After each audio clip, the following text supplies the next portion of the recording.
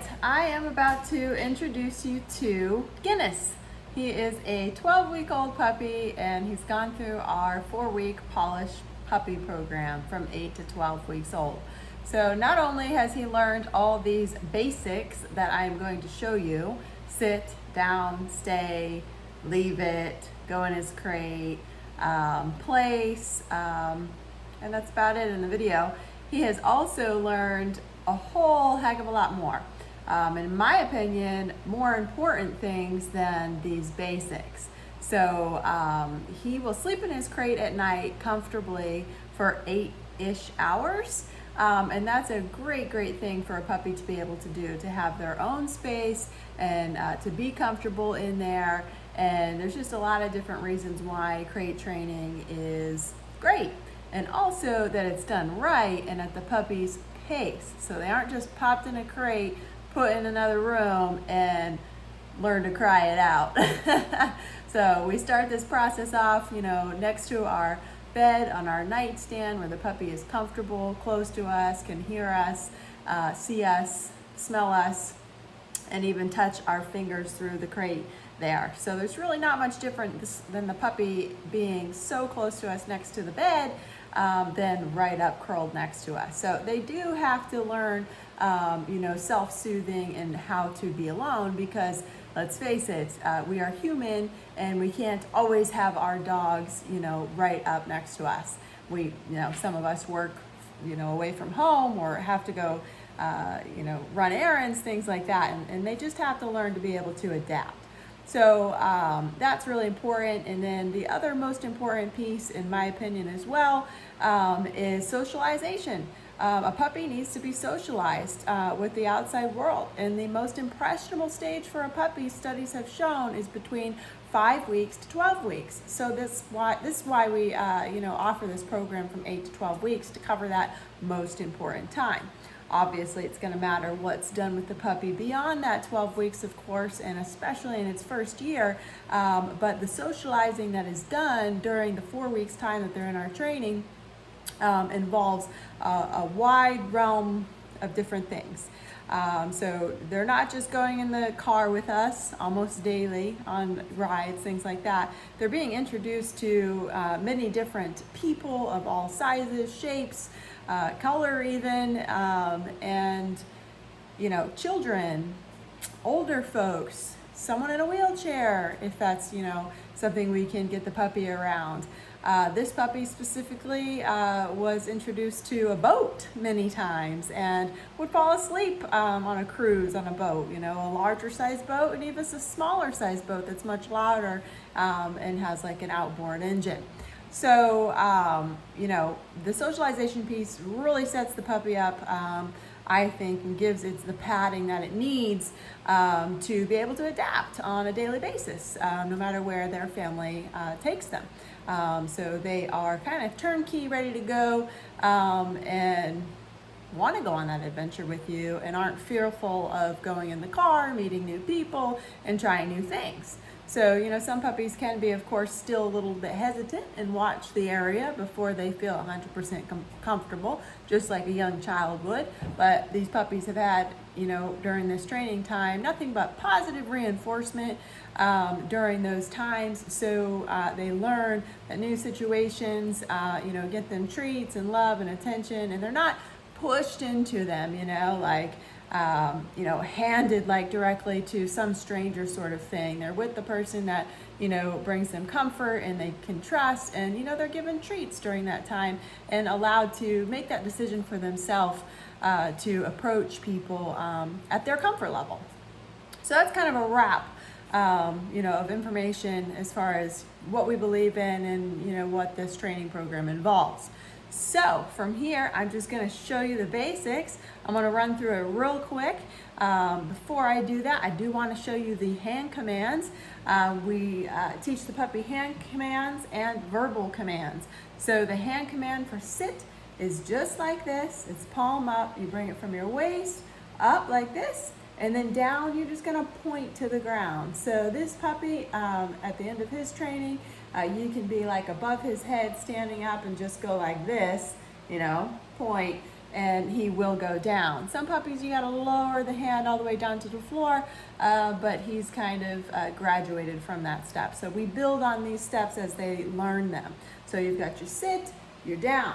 When you put him in a place, I'll show you that. I'll put him in a place, which is just a bed in our living room, and I'll tell him stay. And I'll walk away from him just like this. We call this the traffic stop stay command. So you have him place, and then you stay. He'll make eye contact with you the whole time, or watch your hand walk away. And then when you come back to him, you'll keep this hand up. Once you get right to him, you will say good, and then you'll give him the treat. So when you say good, that's the equivalent of what some people use as a clicker. So we do not use clickers because we don't always have a clicker on hand. It's just not convenient, basically. So we like to use our voice. So some people also decide to use the command yes. That doesn't roll off my tongue very well, so I use the command good. So as the puppy does everything that we ask it to do, the second it does it, like when you say sit, for example, and their bum hits the ground, you say good. That indicates to the puppy that that right there is exactly what she wanted from me, and I'm gonna get a treat. So then you deliver that treat quickly. Timing is key. If you say good and you're fiddling around in your pocket and trying to get the treat, and then you give it like more than a few seconds, a couple seconds later, you're gonna see the puppy kind of backslide a little bit because they're turnkey, ready to go, and they're ready for you to deliver. So if the timing's not there, you're gonna have to work on that. So that's why I suggest people kind of work on that before they get their puppy if they can. So you literally, should be set up with one hand. I call it preloading treats. So you'll have a handful of treats in one hand, ready to go. You'll be giving your signals with this hand or your mouth, and just taking from here and giving to the puppy, taking from here and giving the puppy, rather than trying to dig into your pocket or into a plastic bag kind of thing. They do make these little pouches you can put on the side of your jeans, your clothing or whatever, that stay open, and that's all right because you can get in those pretty easily. So I think that's pretty much it for the hand commands, other than the going into the kennel command. We just point into the kennel. I put my finger partially into, and my hand partially into the kennel. I say kennel, and you'll see him go right in the kennel, turn back around, and then remember I'm preloaded here, and I kind of got one ready, and I'll give him his treat. Or I'll even have it here, so I'll kennel, and then when he turns around, I'll treat, just like that. So you can do it either way, whatever works best for you, as long as you get that treat to him very soon, within a second or two after you say good.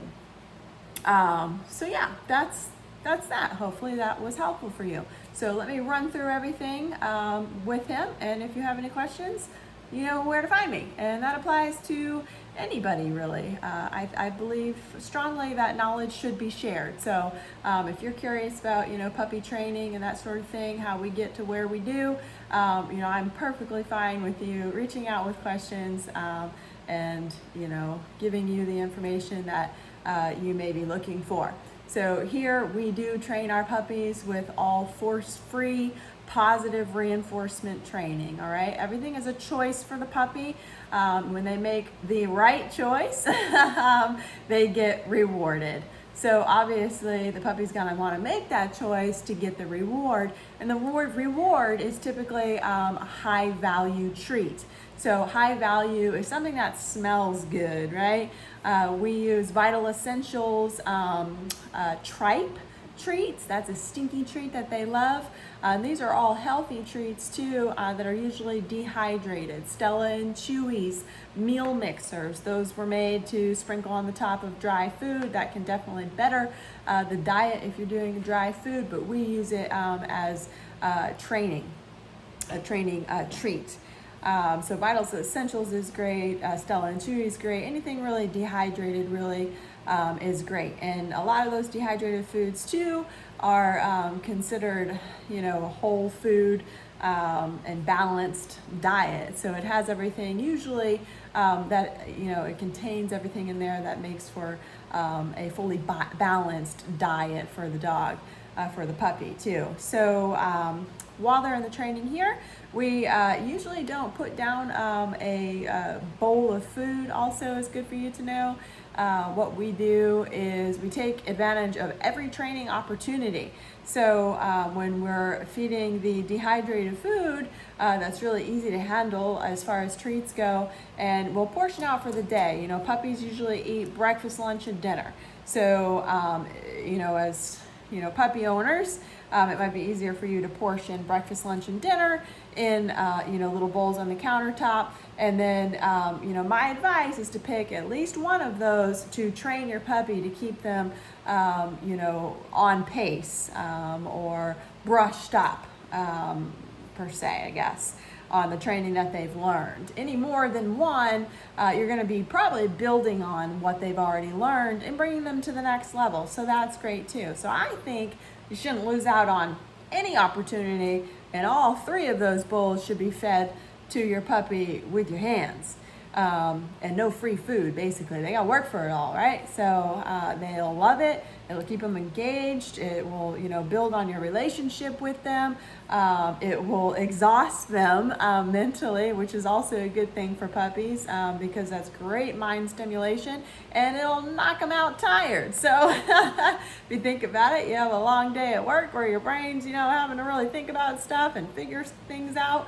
You're going to be pretty darn tired by the end of the day, and well, you're going to sleep better. And same goes for a puppy. So kind of think about things like you treat a young child too. And remember that your puppy needs naps. They sleep a lot more than you would, I guess, think. You know, people get this thought in their mind that, you know, puppies are up all the time and ding, ding, ding, you know, all over the place and hard to keep up with. Not true. If they're getting the mind stimulation that they need, they should be sleeping a lot and not up and bothering you constantly. So, you know, think about that and make sure your puppy's getting their nap or several naps throughout the day. And those can be hard, solid 1, 2, even 3 hour solid naps. And this little puppy, he's used to, you know, even crate time during the day in his crate for like 2 hours after he's, you know, trained, had a good play session, this and that. He'll just boom out, you know, for a couple hours, and he'll let me know when he's up. You know, a little whining starts, and he's got to go to the bathroom. So I get to him and he heads right out. All right. Also, he will go outside to go to the bathroom, and that is all on the person mostly, and not necessarily the puppy. If he has an accident in the house, it's probably your fault, not his. So he's on this, you know, every 40-ish minute time frame that he can hold it. And you just got to set a clock or remember a timer and let him out every 40 minutes as long as he's up. Obviously, don't wake him from a nap and let him out. That doesn't make any sense. If he's up and running around every 40 minutes, the puppy's got to go out. If he has an accident in the house, you can't punish him. He's young. He's still a puppy. That's, you know, bad on you. Try to get better. All right, so enough is enough as far as the tagging goes. Just wanted to give you a whole wrap on the whole situation. So here's this training. Hope you enjoy it. Again, ask questions if you have them. Okay, Guinness, you ready? Let's start with place. Good. Stay.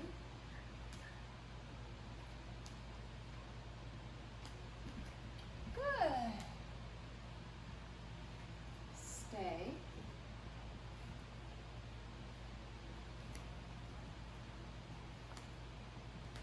Good. All right, Guinness also knows touch. Good. So that means that he touches the palm of my hand, I say good, and then he gets a treat. We'll do that again. Touch. Good.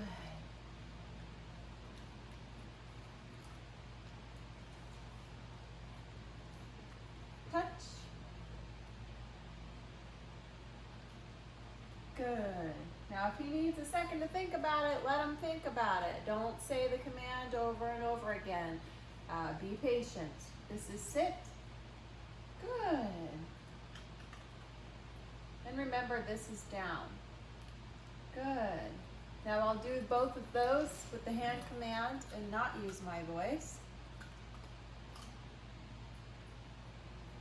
Good.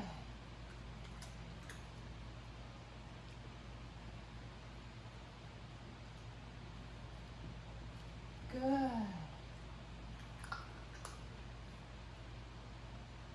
Good. Down. Down. Good. There's a little beep in the background. I don't know if you could hear that, but that distracted him. Sit. Good. Down. Good.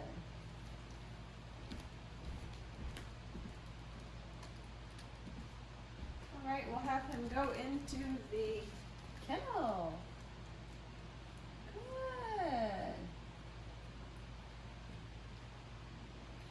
Touch.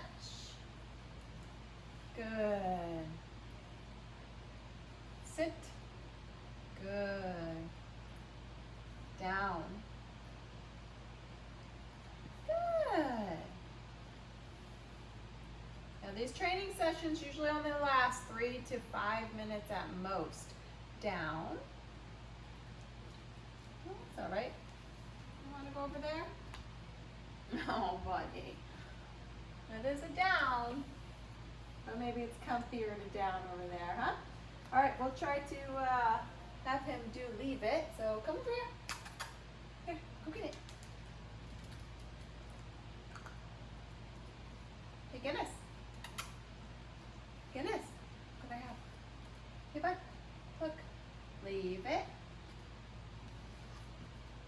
Good. Leave it. We didn't train this beforehand, so leave it. Good. Leave it. Good. Sometimes when you do a new training session, you just need a little reminder. You'll pick it up. Leave it. Good. Here you go. Guinness. Leave it. Good boy. That's better. Leave it. Very good.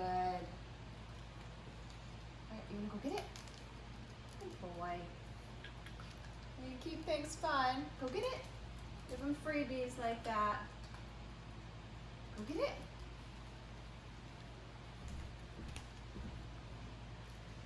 Keeps him interested. You're not just working all the time, you know? Go get it. And terriers like to chase things, so go get it. It's a fun little game for them. So training is supposed to be fun. All right, I think that's it. Did we do it all? That's pretty much it, huh? Let's finish it with a sit and a down. Good boy. And then you can also give him some freebies just like that.